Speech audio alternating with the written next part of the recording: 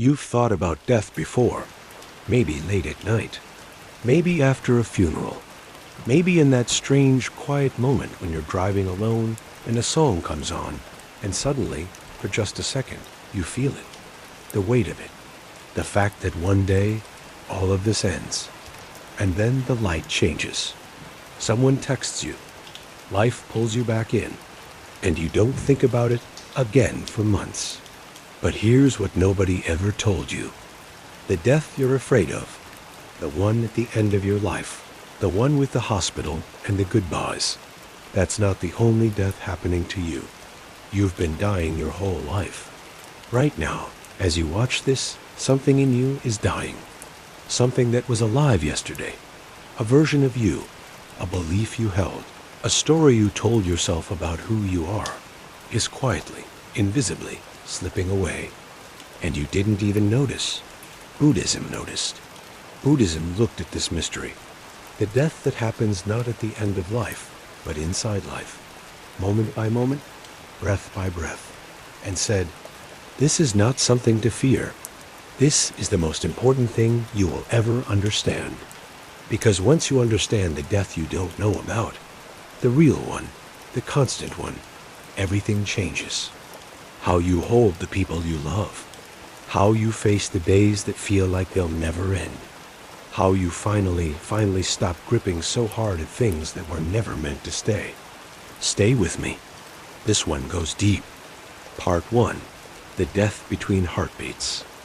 There was a monk in ancient Burma who gave his students an unusual assignment. He told them, for 1 week, I want you to watch a candle burn. Nothing else.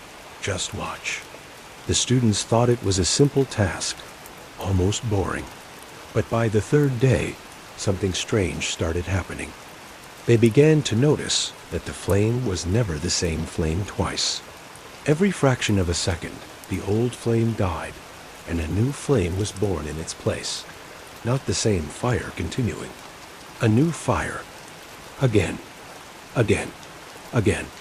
Thousands of tiny deaths and births per minute, so fast that to the eye, it looked like one continuous thing. One student came to the monk at the end of the week, shaken. Teacher, he said, the flame is never the same twice. The monk nodded. Neither are you. This is one of the most radical teachings in all of Buddhism, and one of the most difficult for the Western mind to sit with. The teaching is called anicca, impermanence. Not impermanence in the soft greeting card sense. Enjoy every moment. Nothing lasts forever. That's true, but it barely scratches the surface. Anicca goes deeper. It says that nothing, not one single thing in existence, persists from one moment to the next unchanged. Not a rock, not a mountain, not a thought, not you. The you who woke up this morning is not exactly the same you who is reading these words right now. Billions of cells have died and been replaced. Thoughts have arisen and dissolved. The electrochemical state of your brain has shifted thousands of times. You are not a thing. You are a process. Like the flame, constant dying, constant renewal, so fast it looks like continuity. The Buddhist teacher Ajahn Chah once said something that stopped his students cold. If you let go a little, you will have a little peace. If you let go a lot, you will have a lot of peace. If you let go completely, you will have complete peace. The letting go he's talking about is not giving up. It's recognizing what was never really yours to hold in the first place. Part 2. The death of who you think you are. Now here's where it gets personal. Think about who you were 10 years ago, the things you were certain of, the beliefs you defended, the identity you built, your job, your relationships, your sense of what kind of person you were. How much of that is still true? If you're honest, really honest, probably not as much as you think. Some of it dissolved slowly, so gradually you didn't notice. Some of it collapsed all at once.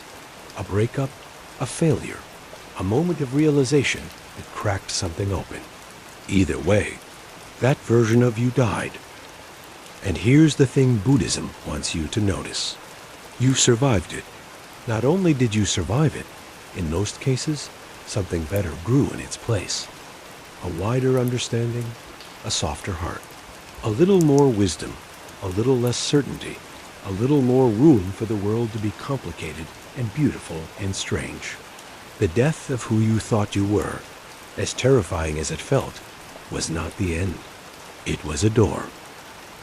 There's a concept in Buddhism called Bardo, most associated with Tibetan tradition, described in the Bardo Thodol, what the West calls the Tibetan Book of the Dead. Bardo literally means in-between state, a threshold, a transition. The text describes the Bardo as the experience between death and rebirth, a journey that consciousness takes through various states before finding its next form. But the Tibetan masters were clear about something that most people miss. The Bardo is not only what happens after you die. The Bardo is happening right now. Every time an old version of you falls away, every ending, every loss, every moment where the ground shifts beneath your feet and you don't yet know who you will become on the other side, that is a Bardo, a living death, a between state, a threshold. And the teaching of the Bardo is this: how you move through the threshold determines everything. If you panic, if you grasp, if you resist, if you try desperately to drag the dying version of yourself back to life, you suffer deeply, sometimes for years. But if you can learn to be present in the threshold, to stay open, to trust that what is dissolving is making room for something, the passage through becomes something extraordinary. Not painless, but meaningful. Not easy, but alive. Part 3. The death that sets you free. I want to tell you about a woman named Helen. Helen was 67 years old when she was diagnosed with a terminal illness. She had maybe a year to live, probably less. Her family expected her to be devastated, but something strange happened instead. In the weeks after her diagnosis, Helen described feeling, for the first time in decades, awake. Fully, completely, undeniably awake. She called her estranged sister. She stopped pretending to like people she didn't like. She started painting again, something she'd given up at 23 because she didn't think she was good enough. She sat in her garden every morning and looked at things, the light on the leaves, the sound of birds, with an attention she had never given them before. "I've been dying my whole life," she told her daughter one afternoon. "I just didn't know it was happening. Now that I know, I can finally live." Buddhism would not be surprised by Helen's story. It would say she finally saw what was always true. The impermanence was always there. The dying was always happening. The only thing that changed was that she stopped pretending otherwise. There is a meditation practice in Theravada Buddhism called Maranasati, mindfulness of death.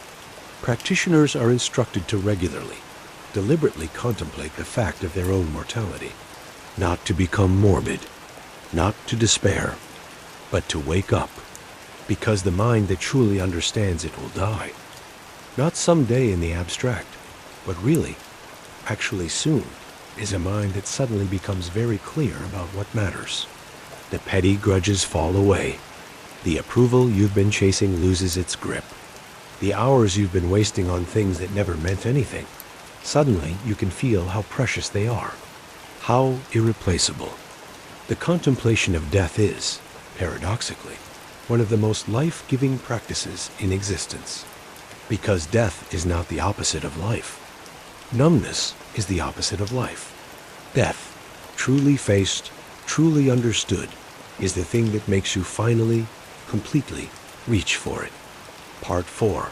The death happening right now. Here is what I want to leave you with. Right now, in this moment, something in you is dying. Maybe it's a relationship that has quietly changed shape. Maybe it's a dream you've been holding that no longer fits who you're becoming. Maybe it's a version of yourself, the angry one, the fearful one, the one who needed to be right about everything, that is slowly, mercifully loosening its grip. Don't fight it. Buddhism doesn't ask you to celebrate death. It doesn't ask you to be indifferent to loss. Grief is real. Pain is real. The ache of an ending is one of the most human things there is. But it asks you, gently, persistently, to stop mistaking the ending for a catastrophe.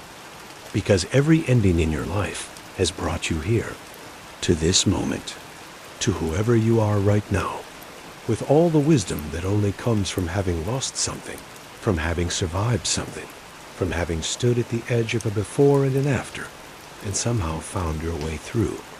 The flame dies, and the new flame rises. You are not the flame from yesterday. You are the flame right now, burning, present, alive.